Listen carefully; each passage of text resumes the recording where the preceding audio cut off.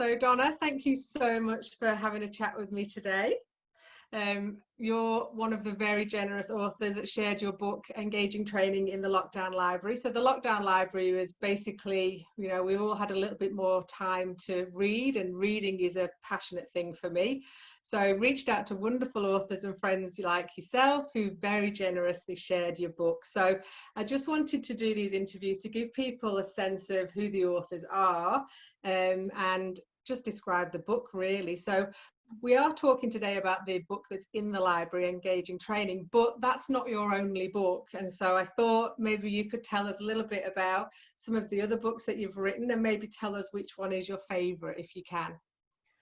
Okay, I always feel, I don't know, it feels a bit weird to say, actually, I've written 7 books. And a lot of people go, oh my God, 7 books. And it doesn't nearly feel like it's been that long. I remember writing my first book back in about I don't remember, 2014, 2013, something like that.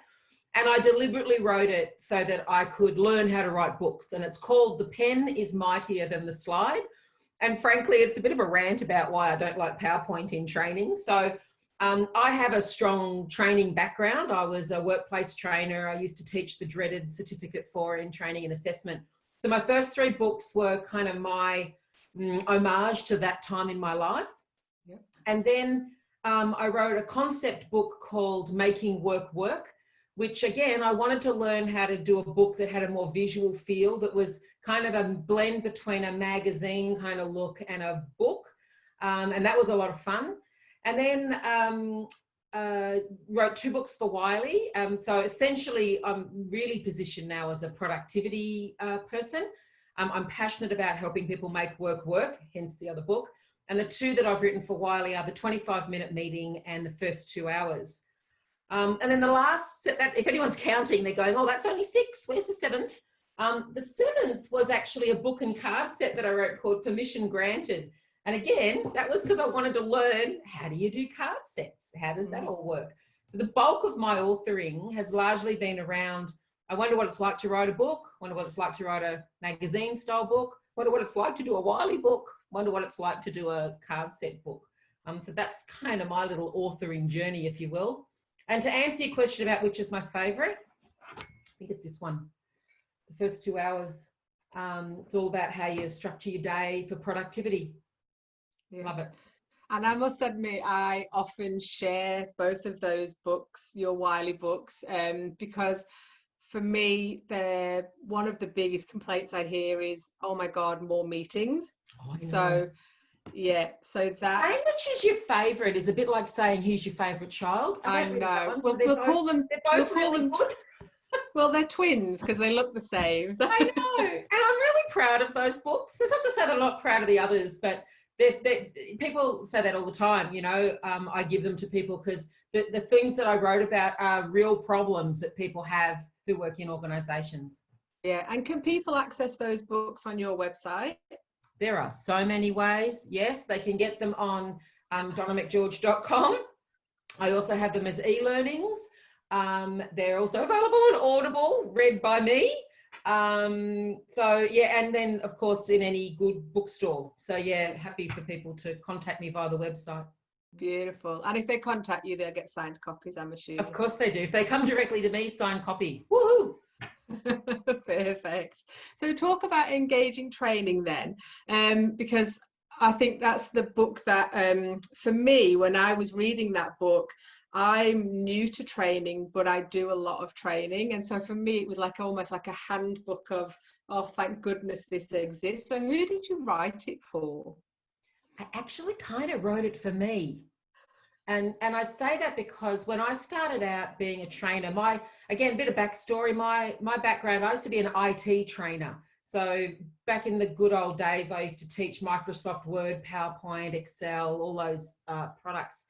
And I tried to find train the trainer programs that were about how to be engaging. And at the best I've ever been able to find from a train the trainer, and a lot of other people who are trainers who might be listening to this would agree, was the Certificate 4 in Training and Assessment, open brackets, 40110, close brackets, which makes you just want to poke yourself in the eye with a sharp stick, So And so I wanted to design a training and design a way of being a trainer that I would be happy with. And so because there were no courses, I just started going and watching lots and lots and lots of trainers and started to pick up the things that they did that I liked, that I thought was useful. And so that's why this book has more of a feel of a, you know, I went and saw a great trainer and they used visual and spatial anchors. And so I wrote about what they did. So it is a bit of a handbook. It's a little bit of a collection of observations. You know, I didn't really blog back then, so when I wrote this, but really I wrote it for workplace trainers who want to go beyond Cert 4 and just beyond the mundane, and people who see themselves as professional trainers. Yeah. And I think I'm noticing, particularly with a lot of my clients, that people that aren't trainers are being asked to create some training. So is your book useful for those people? Do they need to have a qualification in training to make sense of your book? Absolutely not. In fact, can I just say, look, I know if you're working in the TAFE environment and you're working in an accredited environment where you're issuing qualifications, you absolutely need your certificate for in training and assessment. If you are not, then you actually don't need a qualification for delivering training. So first of all, no, you don't need one to read my book. And secondly, you don't really need one to be at the front of the room.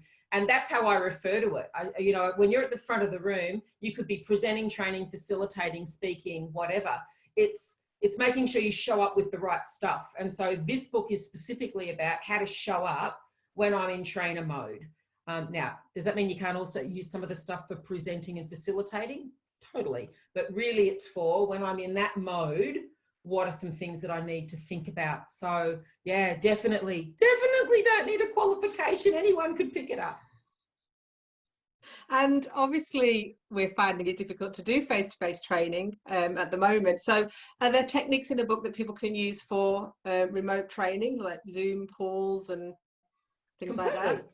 Yeah, so it's the principle of this is around how to engage audiences. And so of course there's some things like I just mentioned before, spatial anchoring, can't really do that in a non-physical environment, but storytelling, structuring, how you open it, how you, I really hesitate using this phrase because I'm not a fan of it, but how do you break the ice?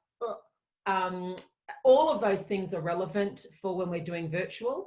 How you show up is probably the most important part. I don't mean to make this braggy, but I had some feedback recently that said, Donna, I've seen you physically at the front of the room and I've seen you in a webinar and they don't feel that different. Yeah. And that's because of lots of techniques like voice and as I said, story, and the energy you bring to it is just as important in a Zoom context or online context as it is to a physical context. Yeah, and I think that breaking the ice that you talked about is it's a tricky one. Have you got any hints, a takeaway that people can use? Totally. Don't just do it because you feel like you have to.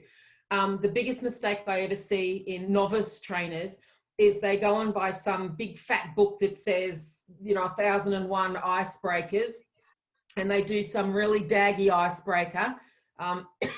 Daggy is lame for any of our international friends. They do some really lame icebreaker because the Cert 4 said you should.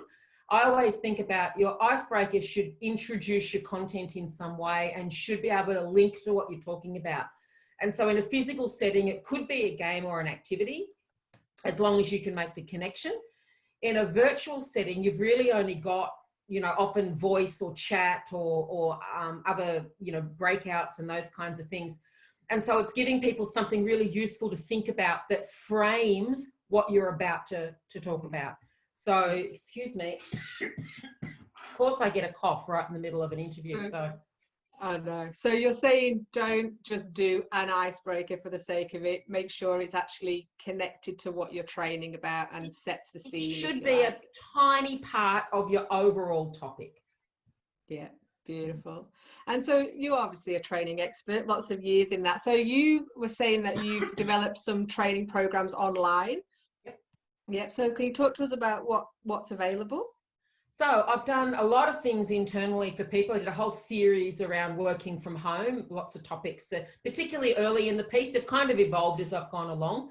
But right now I've got one that's called How to Be Ridiculously Good at Meetings.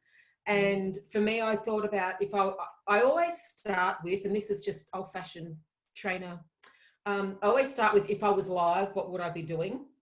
What would my outcomes be? And then I think, how can I, at some level, either replicate or augment that online? So it isn't always just replication. It's all around, is there a way in which I can do that better online than I could have if I did it physically?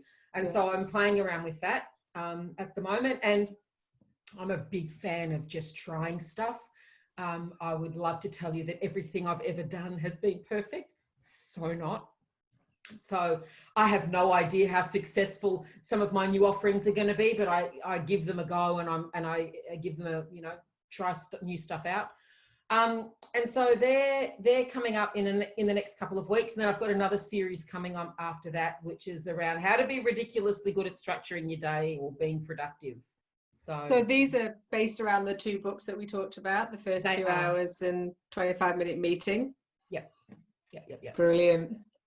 And can have people access those on your website? They can. There's a couple of ways in which people can access my stuff. The safest way is just to come straight to my website, donnamcgeorge.com, because there's links off to a few places. Beautiful, beautiful. And so thank you for sharing your tips with us about how to get some engagement straight away, because I think a lot of the people that I'm talking to at the moment, we're all getting tired of Zoom calls, and we're all having to do more of the meetings and more of the training online. And so this book is perfect for anybody wanting to stand out in their organization and not just blend into the background as another face on a screen.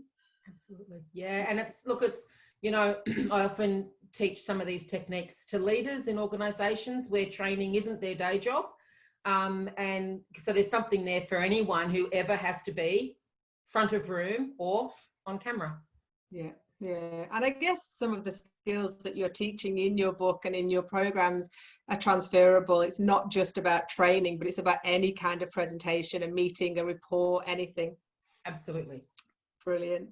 Well, thank you so much for talking to us. It's been absolutely amazing. And people can access you via your website, donnamcgeorge.com, and we will share this so more people can learn how to get training right, because there's nothing worse than boring training. Absolutely. In fact, I always make a saying that there's no such thing as boring content, just a boring trainer. And so that's another reason why I think this book is important, how to not be boring as a trainer. Beautiful. Thank you so much. Thank you for your generosity in adding your book to the library. You're welcome. Thanks for doing it. What a great initiative. Thank you.